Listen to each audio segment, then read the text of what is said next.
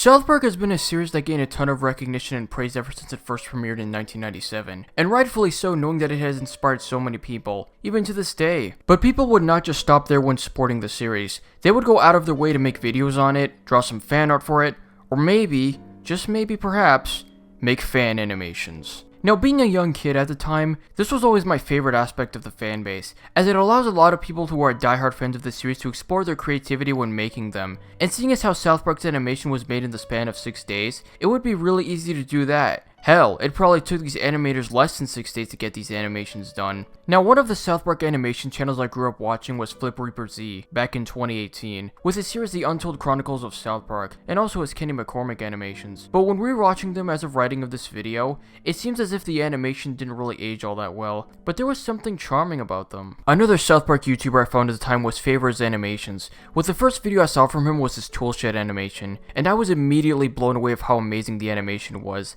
especially when it looked exactly like the modern season style. And so I checked out more from this guy and realized that he's been doing this for years. But that wasn't until 2018 that he left the site entirely, not making any videos for nearly half a decade. These were the only South Park animation channels I've ever known, but it was enough for 14-year-old me to admit that South Park animators do have talent. But there's one South Park fan animation that I've known about recently, and has been around for over a decade now, and that is the 2011 South Park fan film, Trey Gets Stoned. It's honestly really shocking how I've never heard about this until now, but I actually didn't find this out on my own. I recall knowing about it from my friend Remedies, in which he did his own review of the film. Although for some reason I've avoided seeing this because I thought it would turn out like all the other South Park animations I've seen, but around the beginning of this month, I decided to check it out, and I loved it a ton. So much so that I decided to check it out again, but this time I considered showing it to Draco, who also saw the film himself, and the experience was way better than when we decided to rewatch it together, as we both agreed that it is accurate to the series in terms of,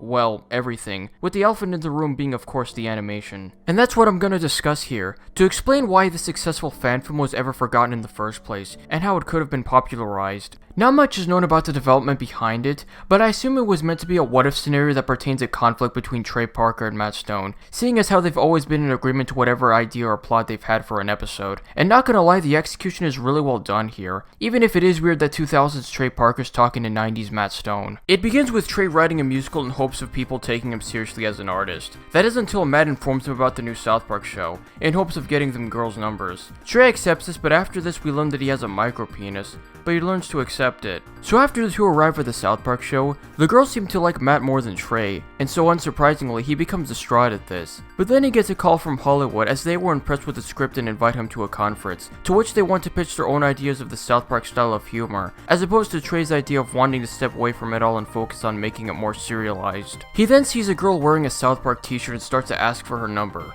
only to realize that she's with Jimmy. Oh yeah, Jimmy's in this. And Timmy for some reason speaking with his normal voice. And he for some reason calls Trey Dre, but I'm not even sure why they were in this considering that they were just fictional characters made by the creators. However, things take a turn for the worse for Trey as he gets his ass kicked by a group of celebrities, which was the final nail in the coffin, alongside the people that were in the meeting that he had earlier that passed away, and want nothing more than his South Park humor to be an involvement with his musical. So Trey ends his friendship with Matt and begins to continue working on the show without him. That is until he meets his fellow intern named Amber, as the two hit it off really well, followed by an impressive song basically pertaining to a montage of Trey learning to cope with the condition of having a micro penis over the years. It's interesting how they didn't flat out ignore the concept of that, which was clearly established in the beginning, as it all comes down to Trey wanting to get with a woman, in spite of the condition he possesses. So Trey and Amber are watching TV, and they come across Matt Stone hosting the show called You Just Got Stoned, in which the concept involves the victim of it being unaware that they were on the show, as they reveal their deepest secrets to a woman, until Matt comes in the scene and reveals that it was all rearranged as he engages in his sexual intercourse with the female. Trey then reveals to Amber that he and Matt created South Park together, but didn't bother wanting to tell Amber at first, given how well their relationship worked. Amber then assures Trey that it wouldn't matter at all to her, and that it isn't fair for someone else to take the credibility,